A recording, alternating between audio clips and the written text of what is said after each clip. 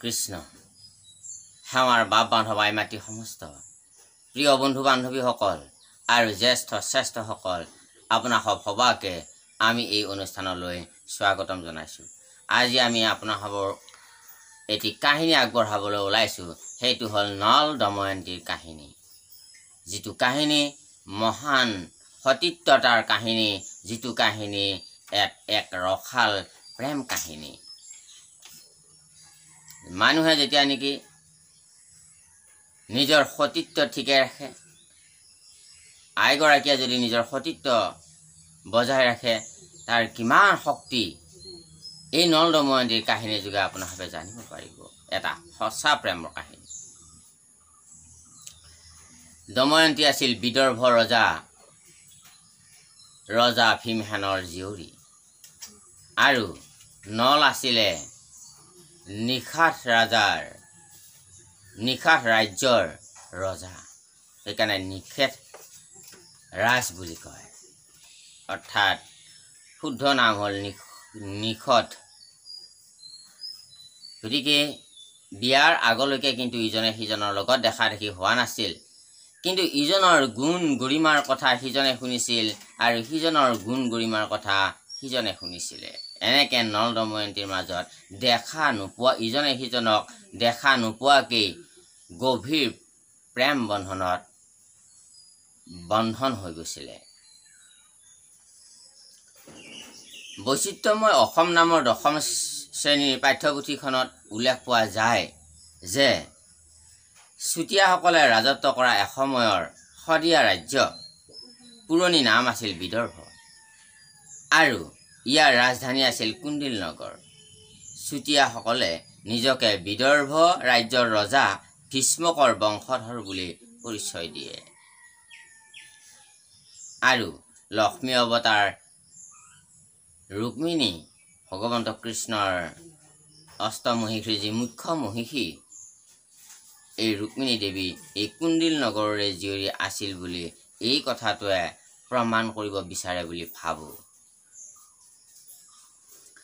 ছাট সৰোবৰৰ কাষৰীয়া অঞ্চলৰ পৰা অহা বাবে এওঁলোক ছাতিয়া বোলা হৈছিল। কালক্ৰমত এই ছাতিয়াৰ পৰাই চুতীয়া শব্দৰ উৎপত্তি হয়, য'ত মহাবৈষ্ণৱ পণ্ডিত সোণাৰাম চুতীয়াদেৱৰ জন্ম হয়, যিটো চুতীয়া বংশত। গতিকে আমি আহোঁ নল দময়ন্তীৰ কাহিনীলৈকে। নলৰ ভাই আছিল পুষ্কৰ। নলৰ একমাত্ৰ এজনে ভায়েক আছিল, নাম আছিল পুষ্কৰ, আৰু যিজনে সংসাৰ ত্যাগ কৰি তপস্বী ধৰ্ম লাভ কৰিছিলে। এদিন নল ৰজাই প্ৰজাৰ সুখ দুখৰ বাবে সদায় মাজে সময়ে তেখেতে কি কৰে যে এটা ভেকশ্যন ধৰি ৰাজ্যৰ ভিতৰুৱা অঞ্চলবিলাকলৈ ওলাই যায়, আৰু তাত অধৰ্ম, ব্যভিচাৰ, অন্যায়, অবিচাৰ চলি আছে নেকি প্ৰজাসকলৰ মাজত, তেওঁৰ ৰাজ্যত, তাকে তেখেতে নিজ স্বচক্ষুই এইবিলাক চাই ফুৰে। এদিন তেখেতে এজন খেতিয়কৰ বেগ ধৰি তেখেতে গৈ আছে। গৈ এজন মানুহে হাল বাই আছে, আৰু তেখেতে গছ এডালৰ তলতে ৰৈ সেই হালোৱাজনক, সেই খেতিয়কজনক চাই আছে কিছু সময়।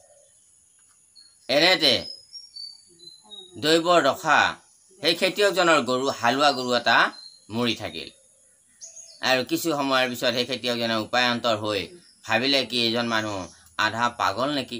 এনে বুলি ভাবি সেই মানুহজনক আহি ক'লে, হে বন্ধু, বোলে তোমাৰ ঘৰ ক'ত, কি কথা বাৰ্তা। নলে ছদ্ম পৰিচয় দিলে, আৰু তেওঁ মাতি আনি হাল বাবলৈ দিলে। এফালে এটা গৰু আৰু এফালে নলে কাণ পাতি লৈ হাল টানিব লাগিল, আৰু মানুহজনে নাঙলৰ মুঠিত ধৰি হাল বাব লাগিল। বহুত কষ্ট কৰিলে। স্বামীয়ে যদি কষ্ট পায়, কেতিয়াবা সতীত্ব নাৰীয়ে গম পায়। স্বামী যদি বাহিৰত থাকি কেতিয়াবা যদি কিবা কাৰণত মনৰ কষ্ট পায়, দেহত কষ্ট পায়, সতীত্ব নাৰীসকলে এই কথাটো ঘৰত থাকি অনুভৱ কৰে, আৰু দময়ন্তীয়ে অনুভৱ কৰিছিল। তেখেতৰ স্বামীৰ শৰীৰত যিটো নেকি অত্যন্ত পৰিশ্ৰম হৈছিলে হাল টানোতে, সেই পৰিশ্ৰমে দময়ন্তীৰ শৰীৰতো আহি পীড়া কৰিছিলে আৰু এটা সময়ত নল আহিল তেতিয়া দময়ন্তীয়ে ক'লে যে হে স্বামী আপুনি নোকোৱা নেমেলাকে ৰাতিপুৱাই ওলাই গ'ল বেলি ডুবু হ'ল ইমান দেৰিলৈকে আপুনি ক'ত গৈছিলে ক'ত আছিলে তেতিয়া নলে ক'লে যে কোৱাচোন বাৰু তুমিতো সতী মই ক'ত আছিলোঁ কোৱা তেতিয়া ক'লে তুমি মোৰ সতীত্বৰ পৰীক্ষা ল'ব বিচাৰিছা নেকি তেতিয়া নলে ক'লে নাই বিচৰা নাই তোমাৰ সতীত্বৰ পৰিচয় মই ল'ব বিচৰা নাই কিন্তু তুমি নিশ্চয় জ্ঞাত বুলি মই অনুভৱহে কৰোঁ তেতিয়া ক'লে হে স্বামী তুমি দিনটো অধিক পৰিশ্ৰম কৰি আহিছা মোৰ অন্তৰাত্মাই কৈ আছে মোৰ শৰীৰত পীড়া হৈছে গতিকে আপুনি তেতিয়া নলে ক'লে ঠিকেই কৈছা তুমি ধন্য তুমি মোৰ পত্নী আৰু বহুত ভোক লাগিছে দিনটো একো খোৱা নাই গতিকে কিবা এটা খাই ল'ব লাগে তেতিয়া নলে সেই সময়তে সেই ইমান কষ্ট কৰি অহাৰ পিছতো কি বুলি কৈছে যে ঠিক আছে আজি মই স্নান কৰি আহি নিজে অলপ অন্ন বনাওঁ আৰু আমি দুজনে গ্ৰহণ কৰিম তেতিয়া দময়ন্তীয়ে কৈছে প্ৰভু আপুনি ইমান দুখে ভাগৰে আহিছে নালাগে বনাব মই বনাই দিম তেতিয়া কৈছে নহয় মই বনাই দিম আজি তোমাক তেতিয়া কৈছে দময়ন্তীয়ে কৈছে যে এইটোতো সকলো পত্নীয়ে বিচাৰে যে নিজৰ স্বামীয়ে কিবা এটা বনাই দিব খাব এইটো ইয়াতকৈ আৰু আনন্দৰ কথা কি হ'ব পাৰে স্বামী আতয় অনন্তৰে এইখিনি কথা গ'ল এতিয়া নল দময়ন্তীৰ যি দুখৰ কাহিনী আপোনাৰ হবে প্ৰায় জ্ঞাতই হ'বলা তথাপিতো আপোনাৰ হ'বৰ আগত আমি ব্যক্ত কৰিবলৈ ওলাইছোঁ কিন্তু তাৰ আগতে আমি নলৰ পূৰ্বজন্মৰ কথা অকণমান আপোনাৰ হ'ব ব্যক্ত কৰিবলৈ ওলাইছোঁ যে মানুহে পুণ্য কৰিলে যে পুণ্যখিনি যে কেতিয়াও নষ্ট হৈ নাযায় আপোনাৰ হ'ব এটা সময়ত হ'লেও সেই পুণ্যখিনি উপকাৰ কৰিব ইয়াক প্ৰমাণ কৰে যেনেকৈ পাপ কৰিলে মানুহে এটা সময়ত হ'লেও ভুগিবই লাগিব ঠিক তেনেকৈ পুণ্য কৰ্ম যদি আপুনি কৰে সেই পুণ্যখিনিৰ কাৰণে আপোনাৰ ঊৰ্ধ্বগতি হ'ব আপুনি সুখ সমৃদ্ধি লাভ কৰিব পাৰিব ঐশ্বৰ্য বিভূতি লাভ কৰিব পাৰিব সন্মান লাভ কৰিব পাৰিব যশস্যা লাভ কৰিব পাৰিব গতিকে নল দময়ন্তীৰ পূৰ্বৰ কাহিনী কি আছিল যে এহাল দম্পতী আছিলে এটা গুহাত বাস কৰে পৰ্বতৰ গুহাত আৰু সেই পৰ্বতৰ গুহাটোত সৰু আছিলে মাত্ৰ দুজন মানুহে থাকিব পাৰে এনেতে ঘোৰ নিশা আন্ধাৰ এজন অতিথি আহি তেওঁলোকৰ পথাচাৰী অতিথি পথিক এজন আহি তেওঁলোকৰ গৃহত উপনীত হ'ল আৰু গুহাৰ বাহিৰৰ পৰা তেওঁলোকক মাত দিব ধৰিলে আৰু তেওঁলোকে দম্পতীহালে ওলাই আহি চালে যে এজন পথিক তেওঁক পৰিচয় সুধিলে তেওঁ ক'লে কি মই এনেকুৱা পথিক পথাচাৰী কিন্তু আজি ৰাতি হ'ল মোৰ ক'তো আশ্ৰয় ল'ব নোৱাৰিলোঁ গতিকে ভাবিছোঁ আজি ৰাতিটো আপোনালোকৰ গৃহতে আশ্ৰয় ল'ম বুলি গতিকে তেতিয়া অতিথি শুশ্ৰূষা এটা ডাঙৰ ধৰ্ম মানা হৈছিলে ডাঙৰ পুণ্য মানা হৈছিলে আৰু অতিথিক যদি বিমুখ কৰে সেইটো ডাঙৰ পাপ মনা হৈছিলে গতিকে দম্পতীৰ স্বামীগৰাকীয়ে লগে লগে ক'লে যে হে সাধুজন যে আমাৰ এই গুহা গৃহত মাত্ৰ দুজন মানুহ থাকিবৰ কাৰণেহে কেৱল গুহাৰ ভিতৰত ঠাই আছে তিনিজনৰ কাৰণে নাই সেইকাৰণে আপুনি এটা কাম কৰক যে আপুনি মোৰ পত্নী থাকিব আৰু আপুনিও এটা চুকত তেনেকৈ আপুনি গুহাৰ ভিতৰত থাককগৈ মই বাহিৰতে থাকোঁ তেতিয়া পথিকজনে অমান্তি হ'ল নাই নাই আপোনাৰ পত্নীৰ লগত মই তেনেকৈ থকাটো উচিত নহ'ব আৰু তেতিয়া ক'লে আপুনিতো আহিয়েই বৌ বুলি সম্বন্ধ কৰিলে মোক কাকা বুলি সম্বন্ধ কৰিলে কাকা আৰু বৌ মাতৃ আৰু পিতৃতুল্য হয় এই কথা মনত ৰাখি আপুনি ৰাতি বাকীখিনি সময় বিশ্ৰাম লওক গৈ কোনো অসুবিধা নাই পথাচাৰীজনে বাৰে বাৰে বৰ অশান্তি পাইছিল যদিও শেষত তেখেতে সেইটোকে ঠিক কৰিলে ৰাতিপুৱা পত্নীয়ে উঠি আহি গুহাৰ পৰা বাহিৰ হৈ স্বামীক চাব আহিছে আৰু আহাত দেখিলে কি স্বামীজনক কোনোবা হিংসুক জন্তুৱে ৰাতি দেহটো ফালি চিৰি থৈ গৈছে তেওঁ ক্ষত বিক্ষত ফলা চিৰা শৰীৰটো বাহিৰত পৰি আছে আৰু তাকে দেখি খুব কান্দিব ধৰিলে পত্নীয়ে আৰু পত্নীৰ ক্ৰন্দন শুনি সেই পথাচাৰীজনেও সাৰ পালে আৰু ওলাই আহি দেখিলে ঘটনাটোৰো বুজিলে তেতিয়া ক'লে আজি মোৰ কাৰণেই আপোনাৰ খবৰ এই দশা হ'ল আৰু লগে লগে তেওঁ কান্দিব ধৰিলে আৰু এটা সময়ত সেই পত্নীয়ে চিতা জ্বলাই দিলে আৰু সেই চিতাত পত্নীয়ে নিজেও স্বামীৰ লগত আত্মজাগ হ'ল এই দুটা প্ৰাণীৰ যেতিয়া নেকি প্ৰাণ ত্যাগ দেখিলে সন্মুখত আৰু দেখি সেই পথাচাৰীজনেও তেওঁক বহুত দুখত ভাগি পৰিল আৰু তেখেতেও ক'লে যে যদি মই মোৰ কাৰণেই এওঁলোক দম্পতীহালৰ আজি এই অৱস্থা হ'ল গতিকে এদিন হ'লেও এওঁলোকক মই কোনোবা জনমত হ'লেও মিলন কৰি দিমেই হে ভগৱান তুমি মোক এইখিনি কৃপা কৰিবা এই বুলি ঈশ্বৰক প্ৰাৰ্থনা কৰি তেখেতেও সেই চিতাতে আত্মজা দি এই তিনিগৰাকী জীৱৰে প্ৰাণ ত্যাগ কৰিলে তাতে এই তিনিওজন ব্যক্তিয়ে তাত প্ৰাণ ত্যাগ কৰিলে আৰু সেই অতিথিক যে শুশ্ৰূষা কৰিছিলে অতিথিজনক যে সেই সৎকাৰ কৰিছিলে আৰু সেই পুণ্যৰ ফলত সেই গুহাত থকা পৰ্বতে ঘূৰি ফুৰা দৰিদ্ৰ সেই ব্যক্তিজন এটা সময়ত নিষেধ ৰাজ্যৰ ৰজা নল ৰূপে জন্ম হৈছে আহি আৰু তেওঁৰ পত্নী বিদৰ্ভ ৰাজ্যত ভীমসেন ৰজাৰ কন্যা দময়ন্তী নামে আহি জন্ম হৈছে আহি আৰু সেই যিজন পথাচাৰী আছিল পথিক আছিল তেওঁ এটা ৰাজহংস ৰূপে জন্মগ্ৰহণ কৰিছে যি ৰাজহংস সৰস্বতী মাতাৰ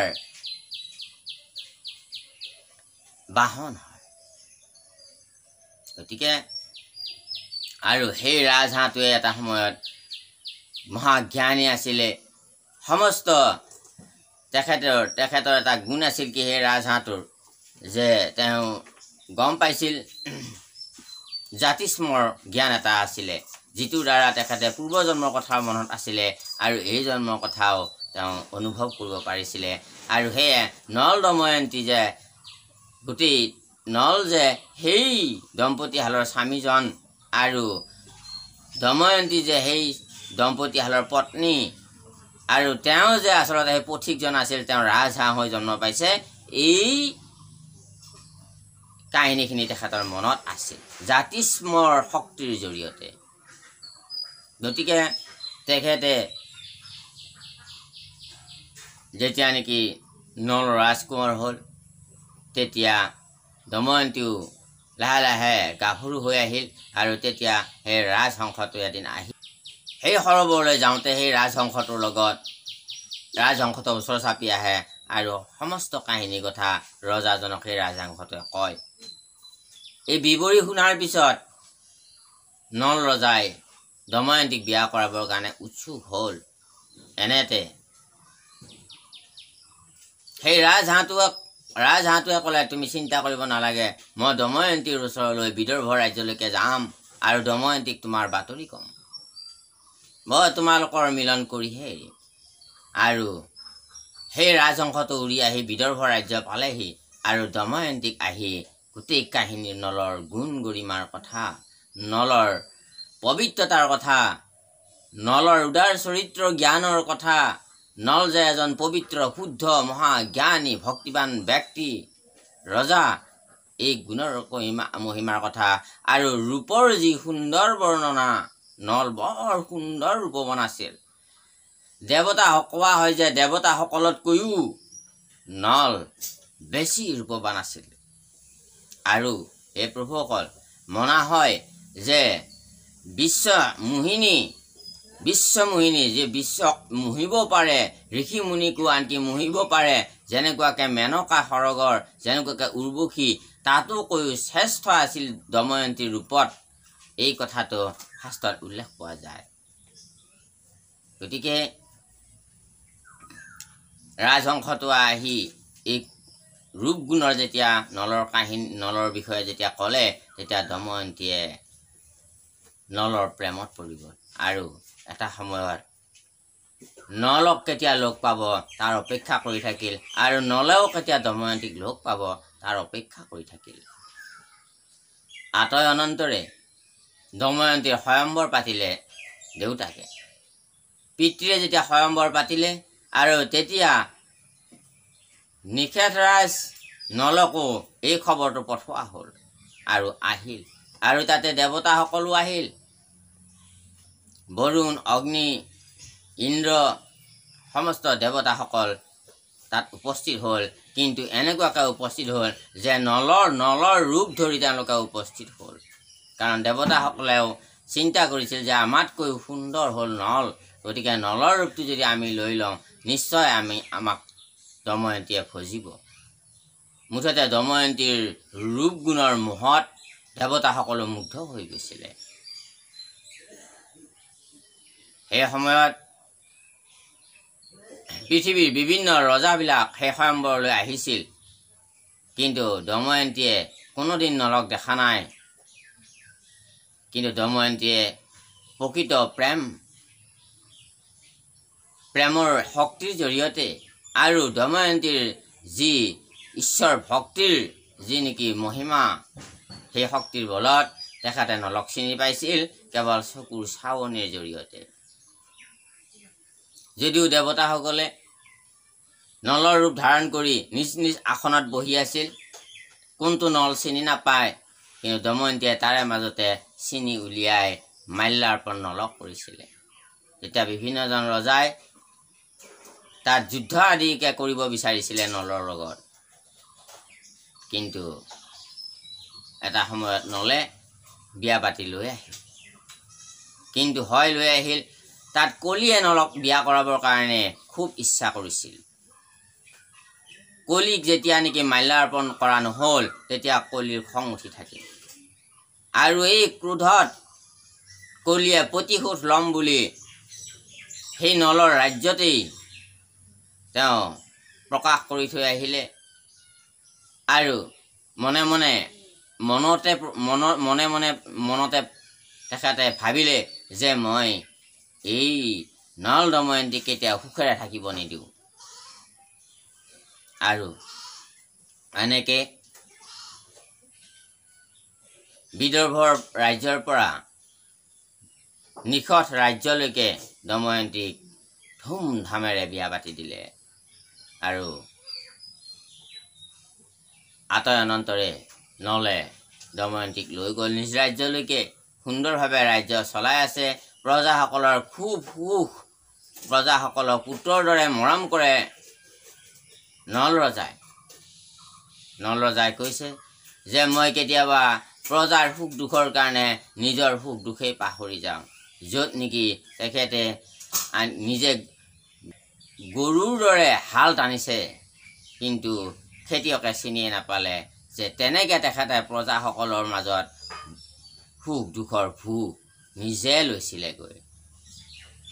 গতিকে ক'ব লাগিলে ৰাম ৰাজ্যৰ দৰে ৰাজ শাসন কৰিছিল নল ৰজাই। অতি পবিত্ৰ আৰু শুদ্ধ ব্যক্তি আছিল। আতয় অনন্তৰে যেতিয়া কলিৰ প্ৰভাৱ পৰিল, তেতিয়া কলিয়ে ভাবিলে কি কৰি নলক ৰাজ্যখনৰ পৰা বাহিৰ কৰি দিব পৰা যায়। তেতিয়া ভাবিলে নলৰ একমাত্ৰ ভাই আছিল, নাম আছিল পুষ্কৰ। আৰু পুষ্কৰক ক'লেগৈ কলিয়ে। পুষ্কৰ আছিল তপস্বী ব্যক্তি। তেওঁ বহুদিন আগতেই দদায়েকক ৰাজ্যভাৰ অৰ্পণ কৰি তেওঁ ৰাজ্যৰ ভোগ বিলাস ত্যাগ কৰি তপস্বীৰ বেশ লৈ ঈশ্বৰ প্ৰাপ্তিৰ কাৰণে তপোবনে ঘূৰি ফুৰি থাকে আৰু তপস্যা কৰি থাকে। এনেতে কলিয়ে গৈ পালেগৈ লগ, আৰু লগ ধৰি কলিয়ে ক'লে যে পুষ্কৰ, তুমি থাকা বনে বনে গাছৰ বাকলি পিন্ধা, আৰু তোমাৰ দাদা থাকে ৰাজ কাৰেঙত পিন্ধে ৰাজ আৱৰণ। তুমি খোৱা ফল মূল থকা লঘোণে, আৰু তোমাৰ দাদাই খায় ৰাজভোগ। ৰাজ কাৰেঙত বহুত মজ মস্তি কৰি দাদাৰে আছে। তোমাৰ কোনোবা দিনা খবৰ লয়নে বাৰু? তোমাৰ দাদাৰ এজন নহয় দুজন সন্তান জন্ম হ'ল, তোমাক কোনোবা দিনা এটা আশীৰ্বাদ দিবৰ কাৰণে মাতিছেনে বাৰু?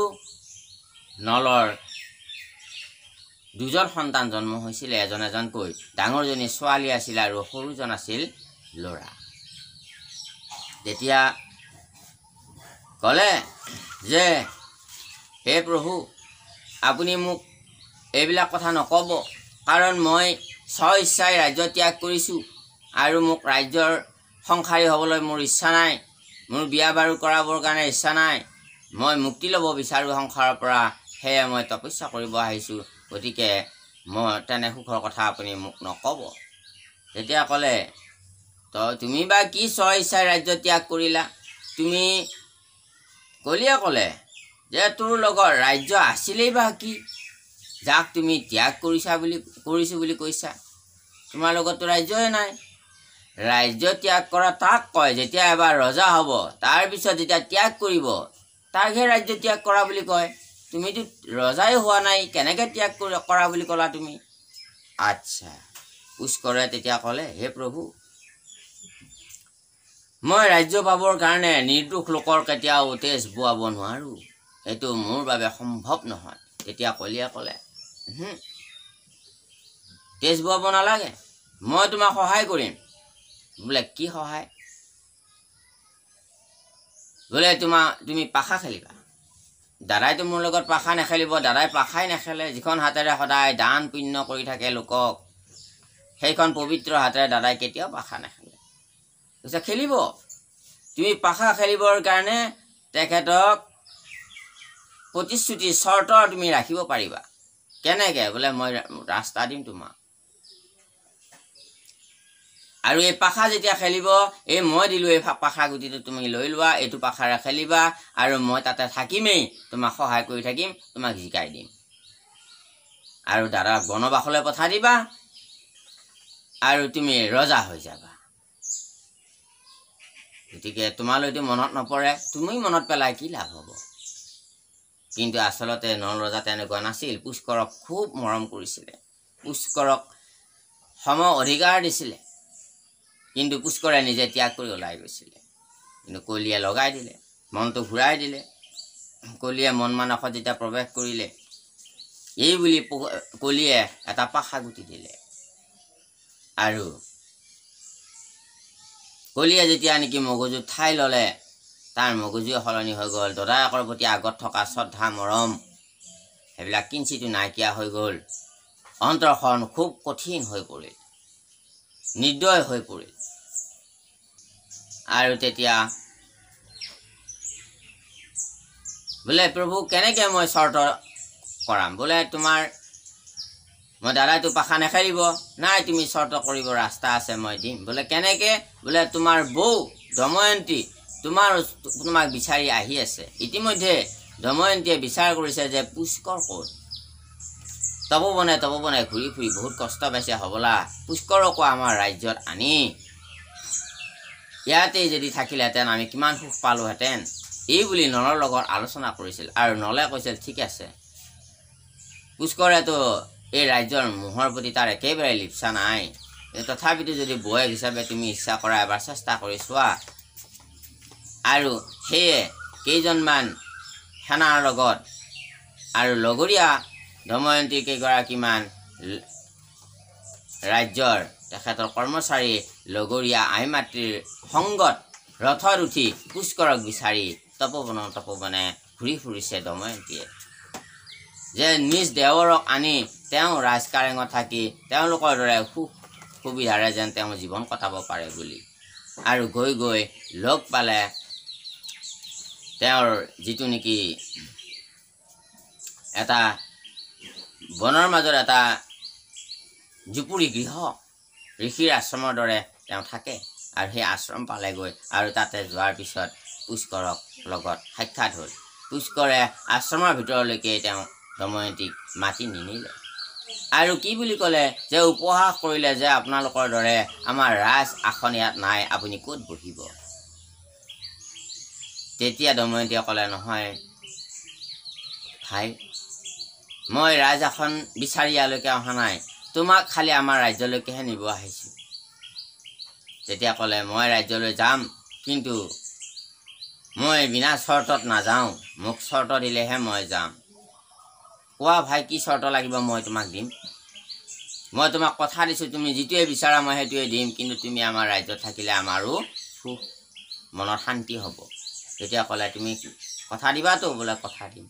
ঠিক আছে, মই নিশেষ ৰাজ্যৰ ৰজা হ'ব বিচাৰোঁ। হা, ঠিক আছে, তুমি কোৱাৰ মুহূৰ্তেই তোমাৰ দাদা নলে তোমাক দি দিব ৰাজ্য, চিন্তা কৰিব নালাগে, তুমি আহিবা। এতিয়া ক'লেহেঁতেন ঠিক তেনেকৈ ভিক্ষাৰীৰ দৰে মই নলওঁ। বোলে কেনেকৈ ল'বা? বোলে মই নিজ শক্তিৰে ল'ম। বোলো কি শক্তিৰে? তুমি যুদ্ধ কৰিবা? নাই, মই যুদ্ধ নকৰোঁ। বোলে কেনেকৈ ল'বা? বোলে মই পাশা খেলিম, জুৱা খেলিবা? দাদাইতো জুৱা নেখেলে।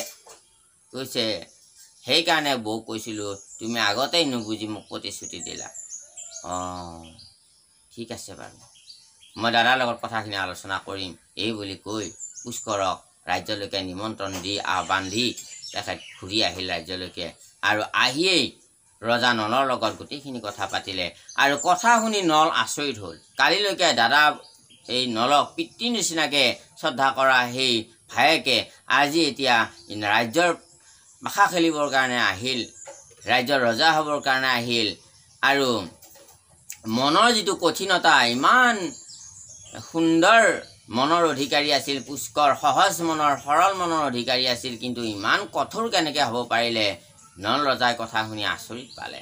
আৰু নল ৰজাই লগে লগে মান্তি হ'ল, ঠিক আছে, সি যদি আহে, সি যদি ৰজা হয়, তেনেহ'লে মই তাক জুৱা নেখেলাকেই তাৰ ৰাজ্য এৰি দিম, মই হয়তো ৰাজ্যৰ পৰা গুচি যাম।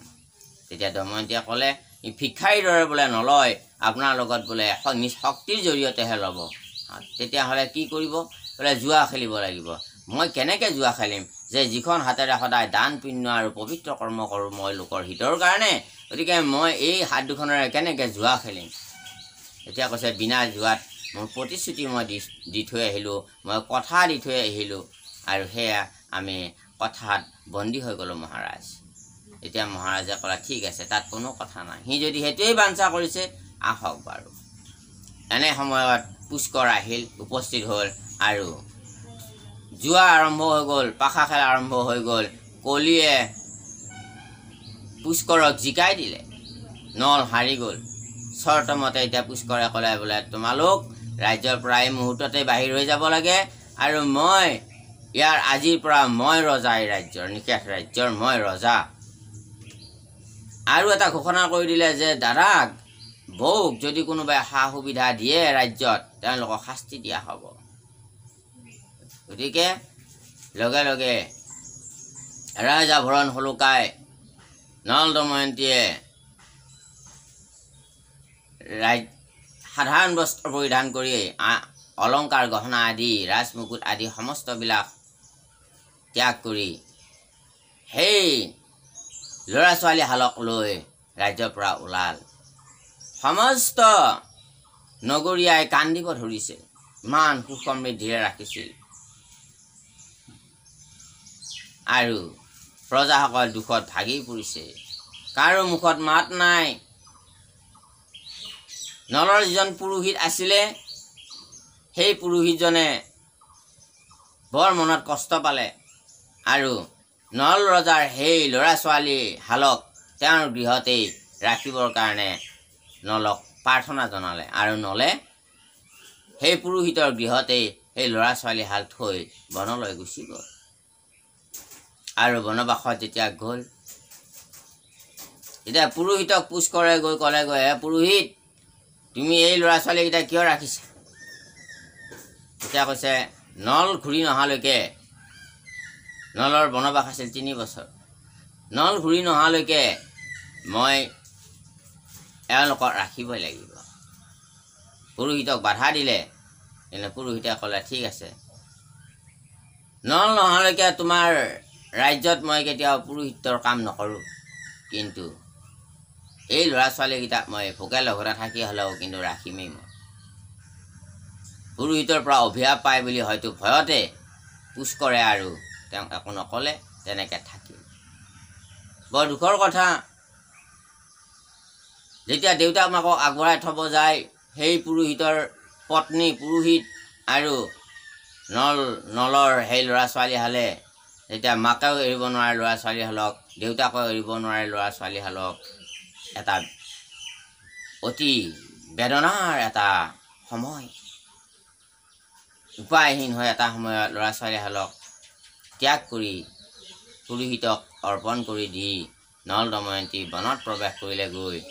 আৰু গৈ গৈ গৈ গৈ গৈ সেই সুকোমল পদুমৰ দৰে সুকোমল চৰণ নলৰ সেই কাঁইটময় বনত ঘূৰি ফুৰিব লগা হ'ল। দময়ন্তীৰ লক্ষ্মী স্বৰূপা ইমান সুন্দৰী গোলাপ ফুলৰ পাহিৰ দৰে সুকোমল চৰণ সেই কাঁইটৰ মাজে মাজে সুধা ভৰিৰে যাব লগা হ'ল। দিন নাযায় নাতি নোপোৱাই, দুখত খাব ল'ব নাপায়, কলিয়ে খাব নিদিয়ে। কেতিয়াবা বনৰ মাজত কি পাব আৰু ফল মূলহে পাব। গতিকে ফল মূল কেতিয়াবা গছত লাগি থাকে আৰু ফল মূল আনি দময়ন্তীয়ে কয়, স্বামী মোৰ বৰ ভোক লাগিছে। আৰু তাৰ আগতে দময়ন্তীক ৰজাই কৈছিলে যে তুমি বনলৈ মোৰ লগত যাব নালাগে, কাৰণ বনবাস মোকহে দিছে, গতিকে তুমি তোমাৰ দেউতাৰ ঘৰলৈ ঘূৰি যোৱা, বনত বহুত দুখ পাবা। তেতিয়া দময়ন্তীয়ে ক'লে, স্বামী এইষাৰ কথা ক'লেহে মই বেছি দুখ পাম। সুখৰ দিনত যেনেকৈ স্বামীক সংগ দিয়ে পত্নীগৰাকীয়ে, দুখৰ দিনতো স্বামীৰ লগত থাকিয়েই পত্নীসকলে আনন্দ লাভ কৰে, চাই যিমান দুখ নাহক কিয়। গতিকে মোক আপুনি এইখন সুখৰ পৰা বঞ্চিত নকৰিব, মই আপোনাৰ লগতে এই বনৰ দুখকো মই সাধাৰণভাৱে সহ্য কৰি যাম। আৰু দময়ন্তীয়ে বহুত কষ্ট পাব ধৰিলে বনত। কেতিয়াবা গছত ভকতে ফল এটা ছিঙিম বুলি গছত ফল ছিঙিব গ'লে ফলটো নাইকিয়া হৈ যায়, তাত কলিয়ে যায় প্ৰৱেশ কৰে আৰু তাত কলিয়ে গত ৰাহিস্য কৰে। এনেকৈ গৈ গৈ গৈ তেওঁলোকক ক্ষুধা ভোকে পিয়াহে ৰাখিছে কলিয়ে। কিন্তু দময়ন্তীয়ে ইমান দুখতো বহুত ৰজাই বিয়া কৰাব বিচাৰিছিলে দময়ন্তীক, কিন্তু দময়ন্তীয়ে অন্য পতি ভজিবৰ কাৰণে মনত কোনো চিন্তা নকৰিলে। সেইকাৰণে দময়ন্তীৰ নাম সতী। দুখৰ দিনতো নিজৰ স্বামীক যিজনী পত্নীয়ে ত্যাগ নকৰি নিজৰ স্বামীৰ বাহিৰে অন্য স্বামীক হৃদয়তো নাভাবে, তেওঁৰ নাম সতী। আৰু এটা সময়ত দময়ন্তীয়ে যেতিয়া নেকি দেহা শুকাই খিনাই যাব ধৰিলে, নল ৰজাৰো দেহা শুকাই খিনাই যাব ধৰিলে, দুৰ্বল শৰীৰ হ'ল, তেতিয়া কথাই কথাই নলে খং কৰা হ'ল। খং কৰিছিল এইবাবেই যে যাতে দময়ন্তীয়ে যাতে নিজৰ দেউতাকৰ ঘৰলৈ যায়, অন্যথা হয়তো দময়ন্তী বাচি নাথাকিব, হয়তো মৃত্যু হৈ যাব পাৰে। কিন্তু দময়ন্তীয়ে সেই তেনেকৈ খং কৰিলে। স্বামীক কয়, স্বামী মোক কিয় খং কৰিছা? যে এদিন দময়ন্তীয়ে বৰ ভোক লাগিছে, স্বামী মোক কিবা এটা আনি দিয়া, মই মৰি যাম বুলি ক'লে। তেতিয়া নলে খুব গালি পাৰিলে, আৰু তোমাক মই সেইকাৰণে আহিব মানা কৰিছিলোঁ, তুমি য'তে যোৱাটোতে যোৱা বুলি নলে বেলেগ পথেৰে গুচি গ'ল দময়ন্তীক এৰি থৈ। দৌৰি দৌৰি দৌৰি দৌৰি দৌৰি দৌৰি গৈ দময়ন্তীয়ে স্বামীক ক'লে, স্বামী মোক কিয় এনেকুৱা কৰিছা? তেতিয়া তোমাক আগতে কৈছিলোঁ নহয়, ইয়াতে এই দুখে আছে, তোমাক ক'ৰ পৰা দিওঁ মই ভাত, ক'ৰ পৰা দিওঁ তোমাক আহাৰ? তেতিয়া কৈছিলে, সেইকাৰণে তুমি স্বামী আজিৰ পৰা মই আহাৰৰ নামত অন্নৰ নামত আপোনাক এটা শব্দও নকওঁ, কিন্তু আপুনি মোক খং নকৰিব, মই আপোনাৰ লগতে থাকিম। আতয়নন্তৰে এনেকৈ গ'ল। এদিন দুজনে মাটিত শুই আছে আৰু এনেতে কলি আহিল। কলি আহি কেইটামান চৰাই হৈ আহিছে, চৰাইকেইটাই আহি ধুনীয়াকৈ কিবা কিবি বুটলি আছে। আৰু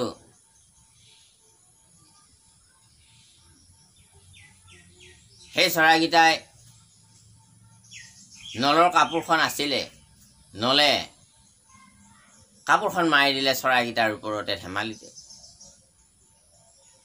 হয়তো ভোকত, কিন্তু মানুহৰ যেতিয়া ভোকত আতুৰ হয় তেতিয়া মানুহে নিজৰ মন মগজুতে কি জ্ঞান কেতিয়াবা থাকিও শূন্য হৈ যায়। জগতত দৰিদ্ৰতা কম দুখৰ কম বেদনাৰ বস্তু নহয়। যিয়ে দৰিদ্ৰতাত বাস কৰিছে জীৱন কটাইছে তেওঁ জানে দৰিদ্ৰতা জীৱন কিমান ভয়াৱহ। গতিকে সেই চৰাইকেইটাই সেই নলৰ কাপোৰখন উৰাই লৈ গুচি গ'ল। সেয়া আছিল পলীৰ মাহাত্ম্য। শেষত দময়ন্তীৰ যিখন শাৰী আছিল সেই শাৰীখন দুফাল কৰি নলক এখন দিলে আৰু দময়ন্তীয়ে এখন লৈ তেনেকৈ চলি থাকিল। আতয় অনন্তৰে যেতিয়া দুখ বাঢ়ি গ'ল, শৰীৰৰ অৱস্থা নোহোৱা হ'ল, দুয়োজনকে চিনি নোপোৱা হৈ গ'ল, যেন ভিক্ষাৰী মানুহৰ দৰে একদম গাৰ বৰণ মলিন হৈ গ'ল, কাপোৰ কানি মলিন হৈ গ'ল। তেতিয়া নলে ভাবিলে উপায় নাই, দময়ন্তীক মই ত্যাগ কৰিবই লাগিব, নহ'লে দময়ন্তী মৰি যাবগৈ।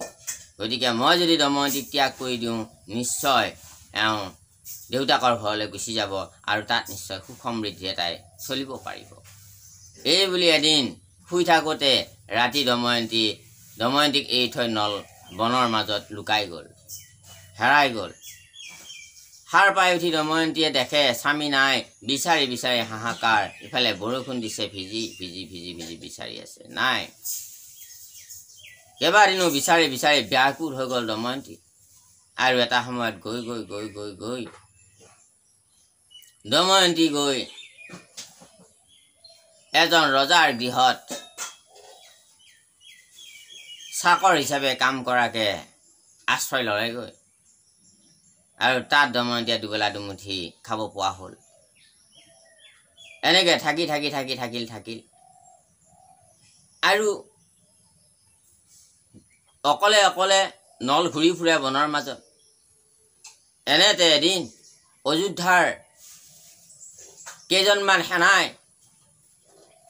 এটা ঘোঁৰা দৌৰি আছে, ধৰিব পৰা নাই ঘোঁৰাটো। নলৰ ঘোঁৰা ধৰা খুব পাকৈত আছিল, ঘোঁৰা চলোৱাত।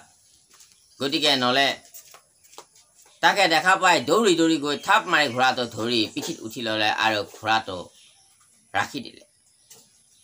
আৰু তেতিয়া সেই সেনানীকেইটাই খুব আনন্দ পালে যে ইমান পৰিশ্ৰম কৰিও ইমান দৌৰি খেদি ধৰিব পৰা নাছিলোঁ। আপুনি কোন আমাক ইমান সহায় কৰিলে, আপোনাৰ পৰিচয়টো দিয়ক। এতিয়া কৈছিলে যে মই বনে বনে ঘূৰি ফুৰি থকা অঘৰী মানুহ, মোৰ ঘৰ দুৱাৰ নাই। যদি আপোনাৰ ঘৰ দুৱাৰ নাই, আমাৰ মহাৰাজ খুব ভাল, আপুনি তাতে থাকিবও পাৰিব, খাবও পাৰিব, আৰু আপুনি ঘোঁৰা ৰখীয়া হৈ থাকিব পাৰিব। আপোনাক এটা তাতে আমি মহাৰাজৰ ওচৰত এটা সৰুকৈ চাকৰি দিয়াই দিম আপোনাক। আৰু দময়ন্তী নল মনৰ দুখত দময়ন্তীলৈ মনত পৰি থাকে। দময়ন্তী বা ক'ত গ'ল, কি অৱস্থা, কোনো খা খবৰ নাই। ঈশ্বৰকে আশা কৰি আৰু ঈশ্বৰৰ ওপৰতে বিশ্বাস ৰাখি নিশ্চয় ভালে আছে বুলি ভাবি সদায় দুখত ভাগি থাকে নল। আৰু এটা সময়ত সেই সেনানীকেইজনে নলক অযোধ্যালৈ লৈ গ'ল আৰু অযোধ্যাত গৈ মহাৰাজৰ লগত পৰিচয় কৰাই দিলে। যিজন অযোধ্যাৰ ৰজা সেই নল দময়ন্তী স্বয়ম্বৰত আহিছিল, আজি সেই নলক চিনিয়েই পোৱা নাই। শৰীৰৰ অৱস্থা ইমানেই হেৰাই পেলাইছিল। আৰু এটা সময়ত তেওঁ ঘোঁৰা ৰখীয়া হিচাপে ঘোঁৰাশালত এটা ৰজাই চাকৰি দি দিয়ালে। নলৰো অন্নমুঠি আৰু অন্নবস্ত্ৰ যেনে তেনে মুকলি হ'ল। আৰু এনেকৈ থকাৰ পিছত দময়ন্তীৰ খবৰটো বিদৰ্ভৰ ৰজা ভীমসেনে গম পালে যে এনেকুৱা ছোৱালী এজনী এনেকৈ আছে, নিশ্চয় আমাৰ দময়ন্তী হ'ব পাৰে। এই বুলি তেওঁ সেনাপতি পঠাই দিলে, মন্ত্ৰী পঠাই দিলে, আৰু দময়ন্তীক গৈ সেই ৰজাৰ ঘৰত গৈ সেনাপতিয়ে লগ কৰিলেগৈ আৰু তেওঁক পৰিচয় বিচাৰিলে। আৰু পৰিচয় বিচৰাত তেখেতে দময়ন্তী হয় বুলি এই কথাটো গম পালে। আৰু সেই ৰাজ্যৰ ৰাণী ৰজা সকলোবিলাক আচৰিত হ'ল। ইমান দিনে চাকৰ কাম কৰি ৰাখিছিলোঁ, গতিকে ৰজাৰ ছোৱালী দময়ন্তী, তাতে ৰজাৰ ঘৈণীয়েক ৰাণী, আজি অৱস্থা। গতিকে আজি নপঠাওঁ, এওঁ কিছুদিন আমাৰ ঘৰত থাকক, এতিয়া ৰাণীৰ ৰূপে থাকক। এই বুলি অযোধ্যাৰ সেনানী আৰু অযোধ্যাৰ সেনাপতি মন্ত্ৰীসকলক ফিৰাই পঠালে আৰু কিছুদিন পিছত গৈ তেওঁক সুন্দৰকৈ ৰাখিলে আৰু কিছুদিন পিছত গৈ সেই ৰাজ্যৰ ৰজাই ধুনীয়াকৈ দময়ন্তীক একদম ৰাজ আভৰণ পিন্ধাই ৰাজ অলংকাৰ পিন্ধাই ধুমধামেৰে ধুনীয়াকৈ শুশ্ৰূষা কৰি আৰু লগতে দময়ন্তীৰ ওচৰত সকলোৱে ক্ষমা বিচাৰি কিবা যদি ভুল হৈছিলে ক্ষমা কৰিব বুলি ক্ষমা বিচাৰি বিদায় দিলে। আৰু এটা সময়ত পিতৃৰ গৃহ পালে আহি দময়ন্তী আৰু দময়ন্তীয়ে ভাবিছিল যে নলক মই কেনেকৈ লগ পাম, এতিয়া ক'ত বিচাৰি যাম, সদায় ভাবি থাকে। কিন্তু দময়ন্তীক সেই সময়তো বিয়া কৰাবৰ কাৰণে বহুত ৰজাই ইচ্ছা কৰি আছে, কিন্তু দময়ন্তীয়ে কাৰোলৈকে মন দিয়া নাই। সেই দুখত সেই ভিক্ষাৰীত পৰিণত হোৱা সেই নলকে কেৱল আকৌ পুনৰ স্বামী পাবৰ মানসেৰে অপেক্ষা কৰি আছে। আৰু এটা সময়ত গৈ গৈ গৈ দময়ন্তীৰ মনত এটা বুদ্ধি খেলালে আৰু পিতৃ ভীমসেনক ক'লে, বোলে পিতা তুমি মোৰ স্বয়ম্বৰ আৰু এবাৰ পাতি মোক অকণমান দয়া কৰা পিতা। তেতিয়া ক'লে দ্বিতীয়বাৰ স্বয়ম্বৰ পাতিলে মানুহে আমাক অপমান কৰিব, মানুহে আমাক নিন্দা কৰিব। তেতিয়া কৈছিল নহয় পিতা, ইয়াৰ কাৰণ আছে, তুমি মোৰ বাক্যটো ৰাখি মোক এইখিনি কৃপা কৰা বুলি পিতৃৰ চৰণত ধৰি প্ৰাৰ্থনা কৰিলে। ঠিক আছে। নিজৰ ছোৱালী নিজৰ জীয়ৰীৰ স্নেহত বন্দী হৈ ভীমসেন ৰজাই আকৌ বিদৰ্ভৰ ৰাজ্যত দময়ন্তীৰ পুনৰ স্বয়ম্বৰ পাতিলে আৰু সেই স্বয়ম্বৰত সকলো পৃথিৱীৰ ৰজা মহাৰাজক খবৰ দিয়া হ'ল। আৰু সেই স্বয়ম্বৰত দেৱতাসকলো পুনৰ আহিছে আৰু কলিও তাত গৈছে। যেতিয়া কলিয়ে গৈছে তাতে সকলোবিলাকে ধুনীয়াকৈ ধুমধামেৰে ৰজাই স্বয়ম্বৰ পাতিছে। আৰু সেই অযোধ্যাৰ ৰজাজনৰ ৰথৰ সাৰথি হৈ নলো গৈছিল তালৈকে। দেৱতাসকলে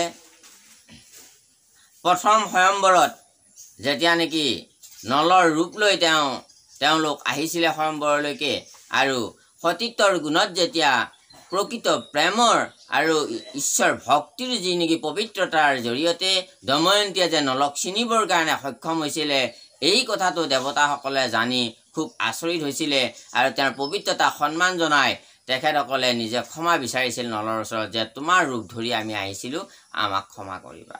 কিন্তু যোৱাৰ আগতে দেৱতাসকলে বৰ দি থৈ গৈছিলে।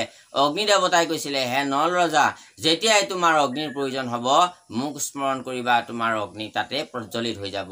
বৰুণ দেৱতাই কৈছিল, যেতিয়াই তোমাৰ পানীৰ প্ৰয়োজন হ'ব তেতিয়াই মোক স্মৰণ কৰিবা, তোমাৰ পানীৰ অভাৱ গুচি যাবগৈ। আৰু সেয়ে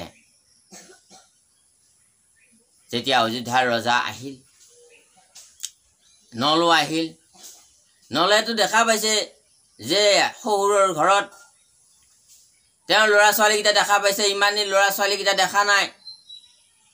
এতিয়া নিজৰ পৰিচয় দিব নোৱাৰে। এতিয়া ভিক্ষাৰী মানুহজনক এইবাৰনো কোনে আৰু মাল্য অৰ্পণ কৰিব? নলে মনে মনে ভাবি আছে, নাই ৰাজ্য, নাই দেহাৰ অৱস্থা, নাই ধন, নাই টকা পইচা, নাই গৃহ। সেইকাৰণে নলে নিজৰ পৰিচয় লুকাই ৰাখিছে। আনফালে নিজৰ ল'ৰা ছোৱালীকেইটাৰ স্নেহ কেনেকৈ তেখেতে ত্যাগ কৰে। ৰাতি শুই থাকোঁতে বিচনাত গৈ নিজৰ ল'ৰা ছোৱালীকেইটা মৰম কৰিছিলে। গৈ এনেতে ল'ৰা ছোৱালীকেইটাই সাৰ পাই গ'ল আৰু চিঞৰিবলৈ ধৰিলে চোৰ চোৰ বুলি। চাৰিওফালৰ পৰা আগুৰি ধৰিলে সৈন্য সামন্তই নলক। আৰু তেতিয়া ক'লে যে দময়ন্তীয়ে কিন্তু কথাটো মনে মনে গম পাইছিলে যে এইজনে নিশ্চয় নল হ'ব। আৰু তেতিয়া দময়ন্তীয়ে সেই শাস্তিৰ পৰা নলক বাচাই দিছিলে। আৰু তেতিয়া কৈছিলে, দময়ন্তীয়ে কৈছিল, তুমি ছদ্ম কৰি আছা, তুমিয়েই হ'ল মোৰ স্বামী। তেতিয়া কৈছিল, নহয়, মই তোমাৰ কোনো স্বামী নহয়, নলে ছদ্ম কৰি ৰাখিছে, স্বামী মই নহয়, মই অযোধ্যাৰ ৰজাৰ কেৱল খুৰাৰখীয়া মানুহ। ঠিক আছে। দময়ন্তী এটা কাম কৰিলে, এটা পৰীক্ষা কৰা নল হয়নে নহয়।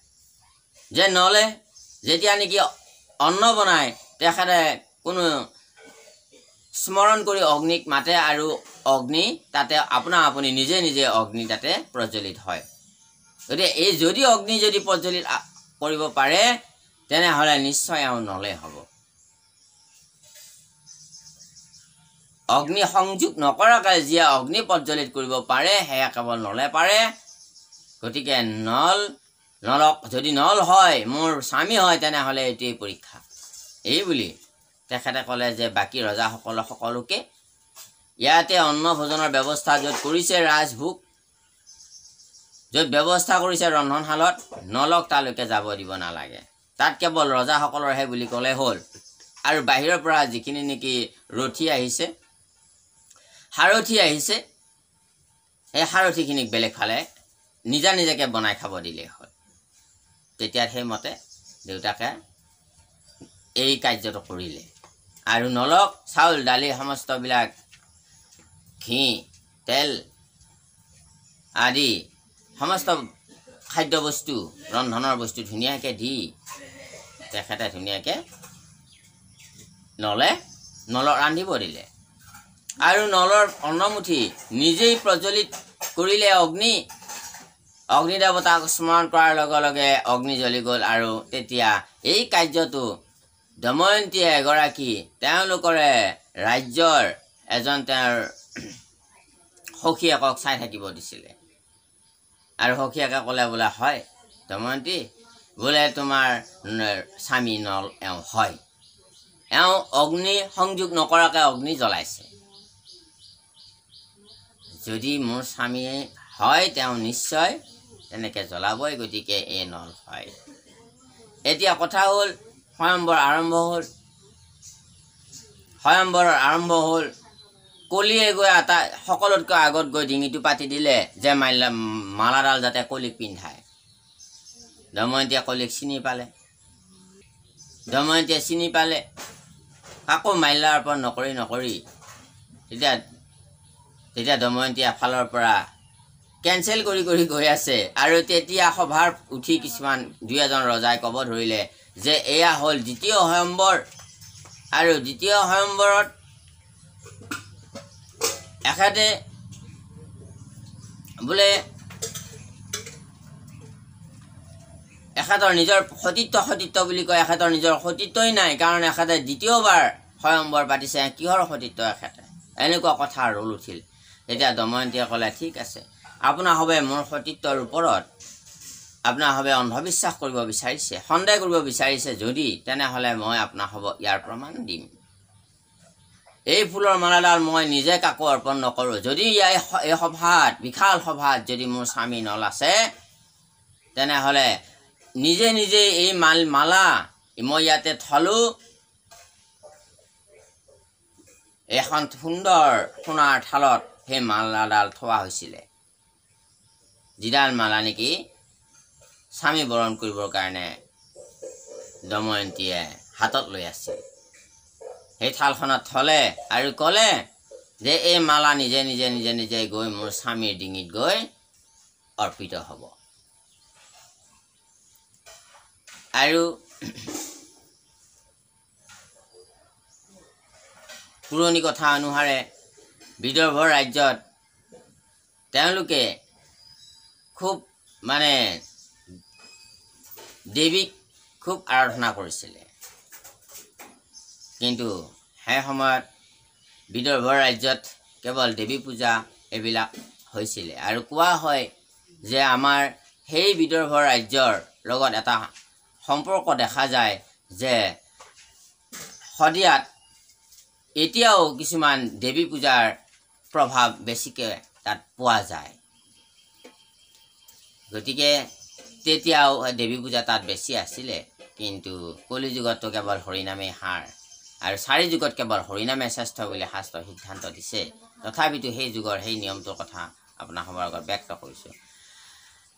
আৰু দেৱীক আৰাধনা কৰিছে, হে দেৱী, যদি মোৰ মন প্ৰাণ কৰ্মেৰে যদি মই সদায় মোৰ স্বামীকে যদি মই একমাত্ৰ যদি আশা কৰি আছোঁ, যদি চিন্তা কৰি আছোঁ, ভক্তি কৰি আছোঁ, তেওঁকে পতি মানি আছোঁ, তেনেহ'লে নিশ্চয় এই মালা গৈ মোৰ স্বামীৰ ডিঙিত অৰ্পিত হওক।